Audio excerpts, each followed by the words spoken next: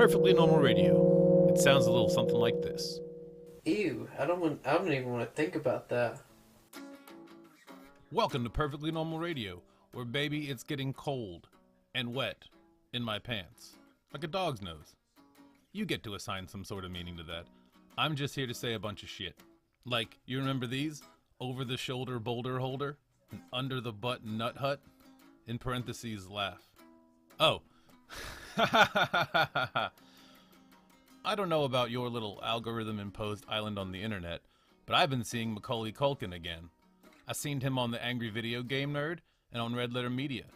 He looks healthy. I only watch the best of the worst, but he seems to be in good humor, good health, and in good position, publicity-wise. Good. If only for The Good Son, which, if you haven't seen it, watch it after Home Alone. If only for the academic exercise of how a movie tone affects your emotional response to improvised weapons. But before Party Monster, if you even get to that one. I did, with the added and imposed commentary about its relation to the electronic music scene during the time period of the film's events, to which I am indifferent, still, to this day. And while the snozberries still taste like snozberries, the last thing I wanted to do before our little chat about Bohemians and the conclusion of 80s toys was to just briefly mention one of the times where the seedy underbelly of everything we hold dear was exposed for all to see, and nobody cared, in any lasting or meaningful way. So, the Telecommunications Act of 1996, which, to paraphrase the act and plagiarize the FCC, let anyone enter any communications business or market, which is fantastic if you don't understand the implications or are of the position and disposition to control other people's views of the world at large. I suppose the counterbalance to this consolidation nightmare is the increase in potential connectivity between individuals via the internet, which is a telecommunications industry. There's a few more footnotes to add on, but what makes this one on the list is that the only time the Elephant Parade, the Donkey Show, and the Black and White and Red All Over ever agreed on anything was that none of them would tell us that any of this shit was happening. And nobody cared that suddenly the idea of verifying news by using multiple sources became so fucking much harder and so fucking much less likely to be done than it ever was before. I got a few more of those, but I'll be saving them for future talkie parts, so if you like that type of shit, then keep listening. If you don't, I get it. But maybe you're more into getting down to business. So, to business. Seattle City Council wanting to protect certain groups of people, as in like for a brain trust. Pretty much, the news article read that the bohemian culture of Seattle is feeling threatened by the tech industry, and we got to do something to save them. So they're talking about maybe coming up with maybe like a brain trust, which would protect activists and artists. The Bohemians are these and the retailers. the old hippie-ish type people. I mean, I think there's differences, but it's pretty much it's always like the affluent white people who do silly things, I guess. It's the best way to describe them and dress like weirdos. I've heard my mom dresses like a bohemian. Yeah. I don't quite understand what it is, but I guess that's a good description. It's like if you were like a witch, but you didn't subscribe to the like white or black witch. Or if you were like a young girl that just found out who Stevie Nicks was. Yeah. Okay. You would dress like her, like she did, type deal. You might have tassels coming off of your stuff, but not the strippery tassels. You'd wear like the old tassels. Those old 80 dresses that were really like long to the floor and Yes. had the shoulder pads. It was almost like a little business suit up here, but not down here. It was a dress. Almost kind of like Deanna Troy wore. I think you'd be in a Woody Allen movie, too. Yes, you'd definitely be in a Woody Allen movie. Yeah. Or you'd be like some boss at some 80s like company. The point is, they're absolutely right, because we don't even know how to describe it anymore. So these people, they're going to be extinct, and they're the lifeblood of Seattle. We need to protect it. The brain trust. Yeah. I feel like that's a really shitty idea, honestly. What is brain trust? So they're putting together, correct me if I'm wrong, Okay. pretty much a think tank, and it is made up of, and I'm going to do this in what I think is the funnier order if I can remember it right, artists, writers, Activists. Activists, yeah. Activists. And then realtors, and then a bunch of creepy businessy people, and then they're going to make, like all think tanks, they're going to go in private and make decisions for the rest of us because we're not smart enough to A, have valued what they valued when they valued it, how they valued it, and B, not smart enough to do anything about it. Would they, in a sense, be able to be like, well, this is the culture that's protected. This other culture needs to go. Is that something they could do? I don't know if they're allowed to engage in genocide, but... Well, I mean, I'm saying, like, well, this is protected because it's the brain trust. Not overtly. Yeah, well, yeah, but... They're not over... I'm not saying that, like, they're not going to round people up in the middle of the night, because I don't want to be wrong about that. We don't. Yeah, it's the brain trust, after all. I don't want someone to be dragged away in the middle of the night and be like, Mark told me this wasn't going to happen! So they might come for you. He said this wouldn't happen this way. He said I was safe on the internet. I thought I was part of the brain trust. But yeah, so that's really odd. I feel like they're not thinking clearly when they came up with that new story. I also just don't like the same versions of the stuff that they like. Like when they talk about like art and culture, like if you ask me, Seattle, all the stuff that Seattle is known for that has any cultural value seems to always be a reaction to Seattle. Yes. And not Seattle itself. And I think those are the people who actually are the catalysts, but not anyone who should make a decision about anything. They should just be idiots that people rebel against and then create like grunge music and shit like that. Yeah. And then you got, or people that want to say they want to have culture, but then also try to get rid of it by changing names of neighborhoods from Chinatown to International District. Yeah, by trying to get rid of the people that were there first. Yeah, if I think of things that are like cultural, definitely Chinatown. When I think of the International District, I think of a place in an airport where I have to go find out that actually all that tax-free shit isn't for me. It's for the fancy pants goddamn fucking foreigners at the goddamn airport. No, it's for the international travel.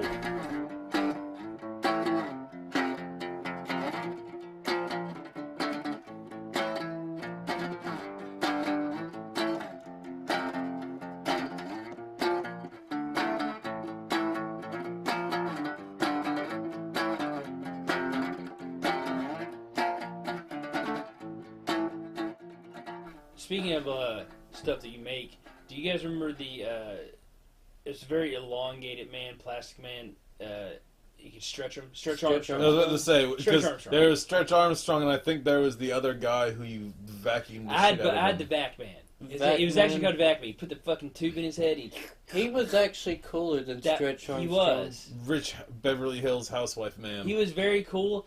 I had the fucking... there was also a dog. I didn't have the dog. Which you just stretched that one way. It was boring. I just had the Vac Man because I thought Vac Man looked cooler and it was just neater. And then there was also like a factory set that you could get where you could make a bunch of little Vac Men. Okay. Nice. And I totally had that too. And that's the kind of thing that gets out of control and destroys the entire Earth, right? Yeah, like that pretty much is like you have 8 different designs you could do. I remember back when we were kids, and there was that like missing week of time that everyone had. Yeah, I think that's what happened. Yeah, that is what happened because I definitely spent a whole. Yeah, well, I know because like I remember that my day started off exactly the same as like a Star Trek: The Next Generation episode where I just woke up and was like, "What the fuck just happened?" Yeah, very much stuff. That was that weekend. Yeah. Stretch Armstrong, he ended up getting a hole in him and that mess inside pouring out and just sticky goo. Had to throw him away, but Vac-Man was more reliable. He was sturdy. He wasn't going to pierce a hole in somewhere. He's like a stress ball for little kids that are being trained to make soccer balls in a factory. It is a shame that the toy whole thing of the 80s ended with a bang of Captain Power. That's how it ended. Which one's Captain Power? Captain Power, the Soldiers of the Future, was a TV show. It sounds bad. Well, it was a TV show that was also based on the toy line, and it was one of those like interactive things. So like if you had the jets or some of the tanks, you could like get a video and you could play with your toy on the TV. Like you'd shoot at the certain things on the screen, and supposedly the things would shoot back at you. However, this was the time that parents had already been bombarded throughout an entire decade to buy a toy for every single thing that they saw in a cartoon. That's just what it was. The cartoons came out for the toys, but we didn't care. I loved all the cartoons that I saw. Because us as little kids, we needed stories to sell us crap, and we needed crap to sell us cartoons, and it was a weird cycle of unnecessary shit that turned out wonderful things. I mean, there's times I didn't even know they had toys for certain things. Like they had like a mini series, but it was the insect people. That was like a big, Probably insectoids. yeah, I think that's it. Or insectozoids. They rode the giant bees and shit like that. That sounds familiar. Apparently, there's a cartoon with it, and it was really Sure. good looking. Yeah, Remember the treasure trolls for boys, the stone protectors? I had those. You flipped the arm around and it sparked a light in their chest with the little gem. Actually, That no, sounds I very just familiar. I just had a fucking. I think I. And they wore things like rollerblades and carried. So they had one swords that was like a and knight. There was a knight and like a fucking troll, but looked more like a troll. They're just out in the town. Yeah, It's like the place that is like they're waiting in line at a club. but yeah, I saw some Knight cool and like troll.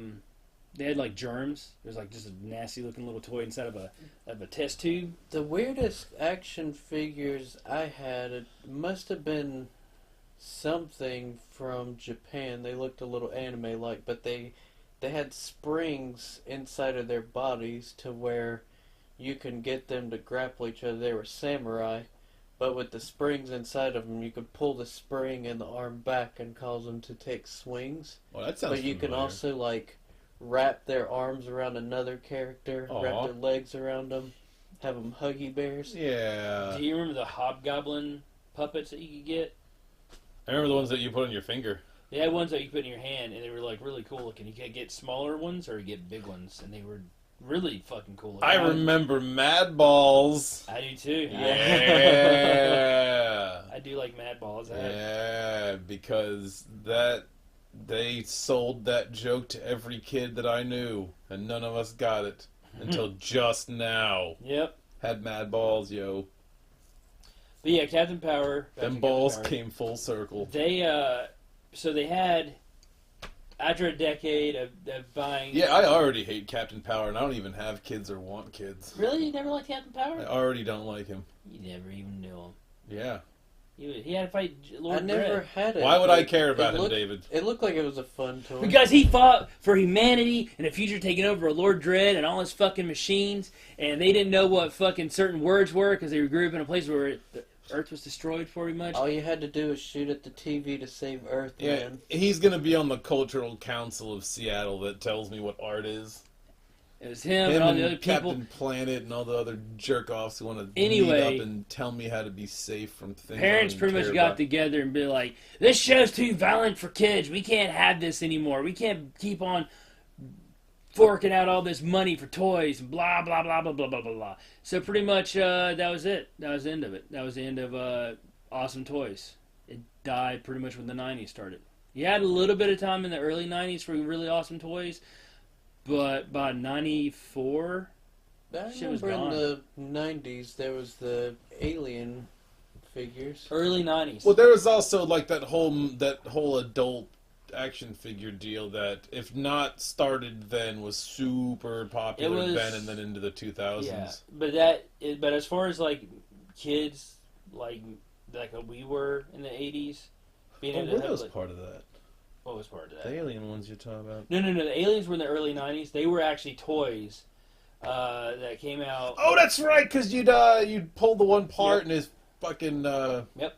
his You get the mouth mouth penis, to come out of the queen. his mouth penis mouth, and you had Yep. that or her mouth penis mouth. Her mouth Sorry. penis. place at the queen's hive with the slime you dump. Yeah, on okay. everyone. If you No, had the- now I got you. You had the Now I'm ship on that you could board. like put one of the aliens inside the little thing in the back of it, and You could drop could it. drop Yeah. that thing You could on drop the it. alien and it'll trap it inside. Yeah, and then there's like the whole point is like you capture the alien, then drop it into like the fucking The volcano. figures were nothing like the people in the movie. Absolutely Yeah. not. In fact, they even had like trading cards in the back of the toy that you got, and they had actually modified certain pictures from the movies for the cards. Like they had the actual Bishop Lance Hendrickson from the movie, but they had cropped it on Bishop Lance sunglasses, Hendrickson, and fucking metal strips in his the head. Church of Pumpkinhead. Because in the toys, Bishop looked fucking awesome and had a gigantic minigun. Yeah. And Drake still looked like Drake, but they made him And look he brings different. his own milk. Yes. And Hicks, they actually just took a picture of Hicks from the movie and put it in the back with him holding the shotgun. Yeah. And then I think they used one picture from Alien 3 for the bull alien. And then the gorilla alien, the scorpion. The scorpion alien was practically just a regular alien. And then the gorilla alien was the one that spit acid. The one is the one that spit acid. That's right, there's the one that would spit. Yeah, that was the gorilla alien. Because, they were doing the whole thing where, aliens, whatever they face hug, they take the attributes of whatever they face hug.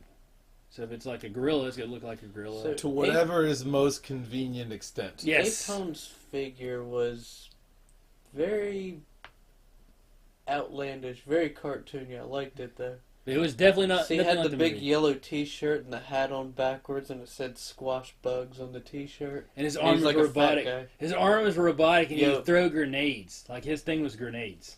And they were really shitty looking gold grenades that looked like shot puts. His No. thing. What is it when it's not the shot put's just the ball? His grenades looked like the one that was like the metal ball attached to the chain that he spun with the swing. Yeah, Whatever the hell that is. the hibba jabba jooba jab. Was that shot put? I thought shot put was No. the. I think it's some variation of the hammer toss. Yeah, something like that. It's probably got some sort of name. Probably translates into like manly, musky scent in my loving nostrils in Greek. But they got a series too of toys. They had where you had like the mantis alien, the snake alien.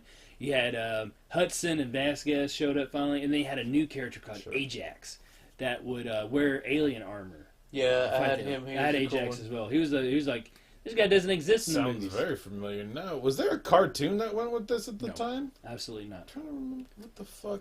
You're thinking of the Toxic Avenger cartoon. No, I'm Toxic not. Avenger and the Toxic Crusaders. That has nothing to do with the movie. I was not going to confuse Toxie with anything. We come from the same place. Yeah. The toxic waste dump. Yeah, that cartoon was definitely misleading if you were seeing the cartoon before you saw the movie. Yeah, because it's not like those yeah. two things should have gone together, like, by any sort of standards and practices. And this has been Perfectly Normal Radio.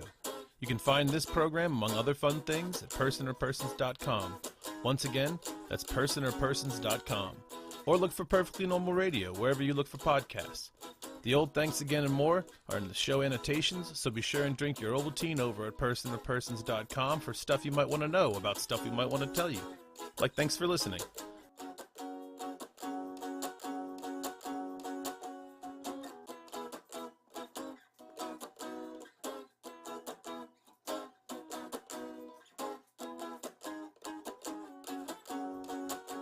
Max and Chipotle Stockwell. I can't believe Maxwell Chipotle Stockwell is going to score a goal and then get a card in the next minute. Who would have thought? He really is the bad boy of Cameroon, as they say.